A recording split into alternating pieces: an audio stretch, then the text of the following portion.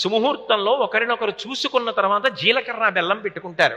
ఎందుకు జీలకర్ర బెల్లం పెట్టుకోవడం అంటే, జీలకర్ర మంగళ ద్రవ్యం. జీలకర్రకు ఒక లక్షణం ఉంది. ఆయుర్వేదంలో జీలకర్ర ఆరోగ్యాన్ని బాగా ఇస్తుంది, జీర్ణశక్తిని ఇస్తుంది. అందుకే జీలకర్ర ఎక్కడుంటే అక్కడ వృద్ధాప్యం రాదంటారు. వృద్ధాప్యం రాదంటే ఏదో జీలకర్ర తింటే ముసల్తనం రాదా అండి అని అడక్కండి. ఆరోగ్యంగా ఉంటాడు అన్నది దానికి ప్రధానమైనటువంటి విశేషం. ఇప్పటికీ కొంచెం పెద్దవాళ్ళు ఉన్న ఇళ్లలో ఏదైనా కాస్త కడుపులో తిప్పుతోంది, అంత బాగా జీర్ణమైనట్టు లేదంటే కాస్త జీలకర్ర నవలరా అంటారు. జీలకర్ర మంగళద్రవ్యం.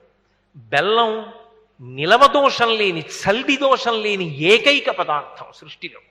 పండైనా సరే ఇవాళ తెచ్చాననుకోండి, దానికి నిలవదోషం వస్తుంది. ఇవాళ తీసుకొచ్చి ఇంట్లో పెడితే రేపటికి అది నిలవ పదార్థం అవుతుంది. అన్నం ఉందనుకోండి, ఇవాళ వండితే రేపటికి నిలవదోషం వస్తుంది. కానీ ఒక్క బెల్లం మాత్రం నిలవదోషం ఉండదు. అందుకే ఈశ్వర సంబంధమైన పదార్థములలో బెల్లం వేసి వండుతారు ప్రధానంగా.